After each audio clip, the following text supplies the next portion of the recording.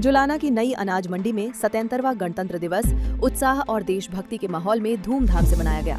कार्यक्रम में क्षेत्र के सरकारी व निजी स्कूलों के बच्चों ने बढ़ चढ़कर भाग लिया और सांस्कृतिक व देशभक्ति गीतों पर शानदार प्रस्तुतियां देकर सभी का मन मोह लिया। कार्यक्रम में मुख्य अतिथि के रूप में जींद नगर परिषद की चेयरपर्सन मनीषा रानी ने शिरकत की। उनके साथ एसडीएम होशियार सिंह, नगरपालिका सचिव सौरभ जैन, बिजली निगम के एसडीओ अशोक कुमार और थाना प्रभारी विक्रम भी विशेष रूप से मौजूद रहे।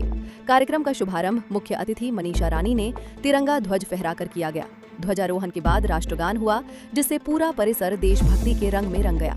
इसके उपरांत हरियाणा पुलिस के जवानों के अलावा एनसीसी, एनएसएस और स्काउट के बच्चों ने अनुशासित ढंग से मार्च पास्ट कर सलामी दी, जिसे उपस्थित अतिथियों और दर्शकों ने खूब सराहा।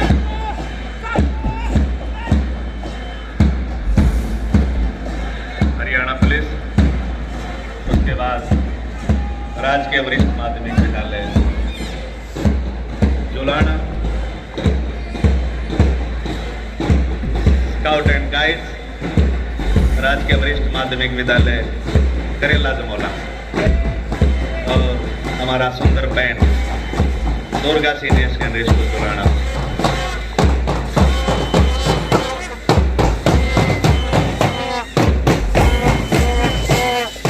इसके बाद एक से बढ़कर एक सांस्कृतिक कार्यक्रम प्रस्तुत किए गए, जिनमें देशभक्ति गीत, नृत्य और सामाजिक संदेशों पर आधारित प्रस्तुतियां शामिल रहीं।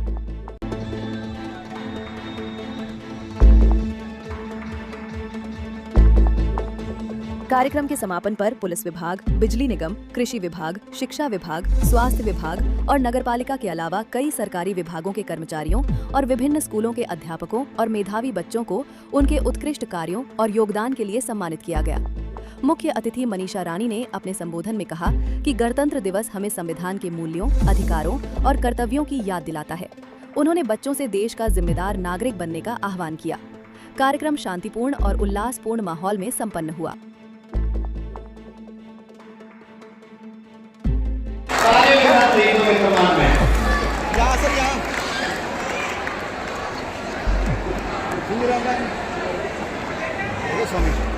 Thank you sir. जिग्नेश का बाबू बाबू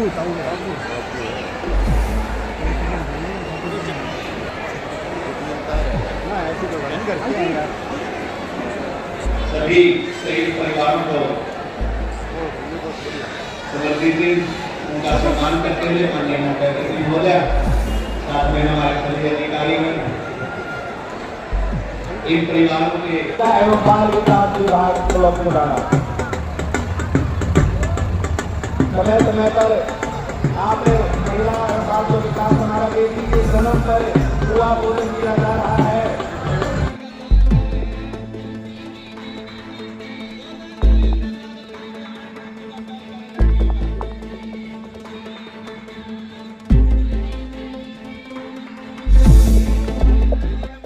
बंधुओं और जुलाना से आए हुए सरपंचगण, प्यारे बच्चों, 77वें गणतंत्र दिवस के पावन पर्व पर मैं आप सबको हार्दिक बधाई और शुभकामनाएं देती हूँ।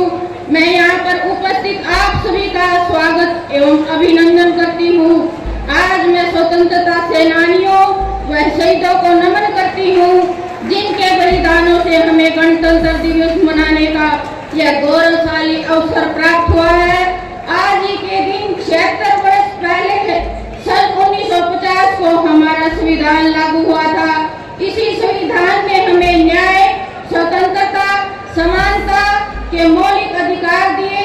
इसी दिन भारत विश्व का सबसे बड़ा संप्रभुता संपन्न लोकतांत्रिक गणराज्य बना। इस अवसर पर मैं संविधान निर्माता बाबा साहेब डॉक्टर भीमराव अंबेडकर सहित संविधान सभा के तमाम सदस्यों को नमन करती हूँ। आज का यह ऐतिहासिक दिन देशवासियों को एक मजबूत राष्ट्र के रूप में आगे बढ़ने के लिए साहस और प्रेरणा देता है। इस दिन हम उन महापुरुषों को भी याद करते हैं, जिन्होंने भारत की स्वतंत्रता दिलवाने और भारतीय संविधान को लागू करने में महत्वपूर्ण भूमिका निभाई। इनकी बदौलत ही भारत आज एक गणराज्य कहलाता है। देश को आजादी दिलाने के लिए राष्ट्रपिता महात्मा गांधी, नेताजी सुभाष चंद्र बोस, लाला वल्लभ भाई पटेल, डॉक्टर राजेंद्र प्रसाद जैसे महापुरुषों और सेनानियों ने कड़ा संघर्ष किया है। भाइयों और बहनों, स्वतंत्रता के बाद से ही भारत दुनिया में एक बड़ी ताकत के तौर पर अपनी पहचान बनाने में कामयाब रहा है।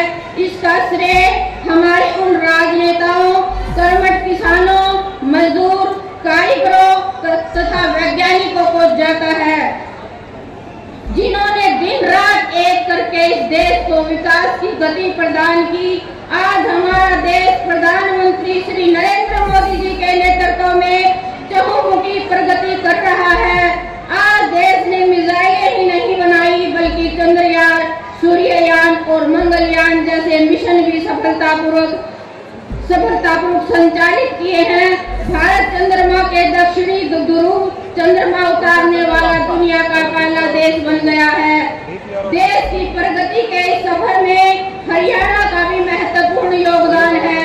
मुझे यह कहते हुए बड़ा गर्व है कि हरियाणा ने भी प्रदेश के सामाजिक आर्थिक विकास को नए आयाम प्रदान किए हैं।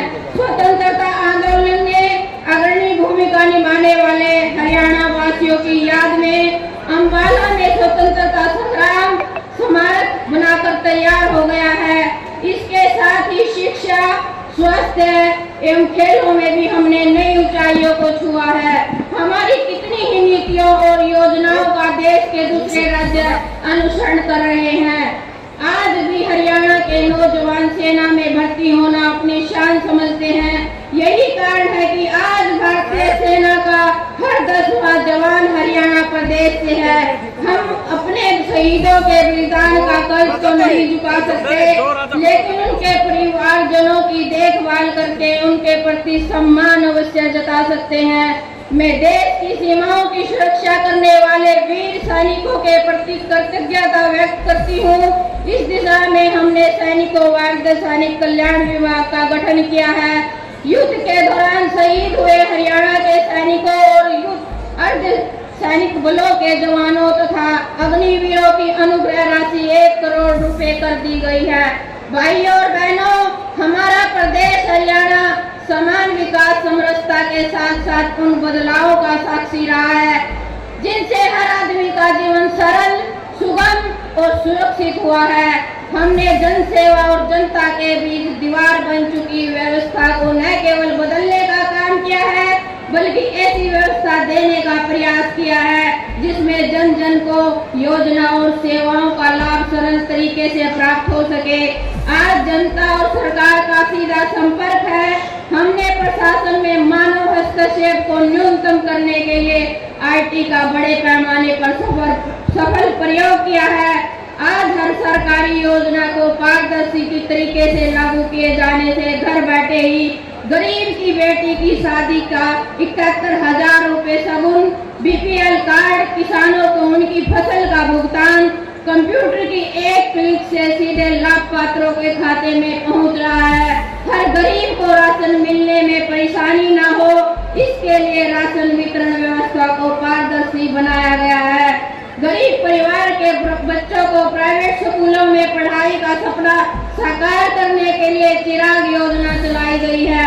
यही नहीं, कौशल रोजगार निगम के माध्यम से कर्मचारियों की भर्ती में भी गरीब परिवार के युवाओं को प्राथमिकता दी जा रही है। भाइयों और बहनों, ये हमारे लिए गर्व की बात है कि नरेंद्र मोदी जी ने महिलाओं को सशक्त करने के लिए पानीपत से देशव्यापी बीमा सखी योजना का शुभारंभ किया। इसी तर्ज पर हरियाणा सरकार ने भी लाडो सखी योजना शुरू की है।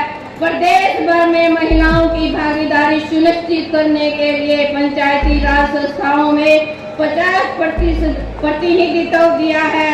प्रदेश भर में महिला सांस्कृतिक केंद्र खोले जा रहे हैं। बहन बेटियों को उच्चतर शिक्षा की सुविधा प्रदान करने के लिए सरकार ने 20 किलोमीटर के दायरे में एक कॉलेज स्थापित किया है। प्रदेश भर में अब तक 81 नए कॉलेज खोले गए हैं। इनमें से 25 केवल लड़कियों के लिए हैं। हरियाणा में सड़कों का निर्माण किया जा रहा है। फरीदाबाद व करनाल को स्मार्ट सिटी बनाया जा रहा है। ये हमारे लिए गर्व की बात है कि हरियाणा पहला प्रदेश प्रदेश है जो ओलंपिक विजेता खिलाड़ियों को सर्वाधिक पुरस्कार राशि देता है।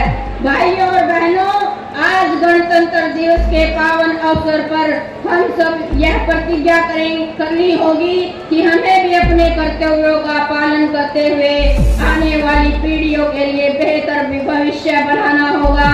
हम सब मिलकर सशक्त भारत, विकसित भारत का निर्माण करेंगे, सभी नागरिकों को सुविधाओं के प्रति सजग करेंगे और सबका समान रूप से जीने का अवसर प्रदान करेंगे। अंत में एक बार फिर आप सभी को गणतंत्र दिवस की पुनः बधाई एवं शुभकामनाएं देती हूँ।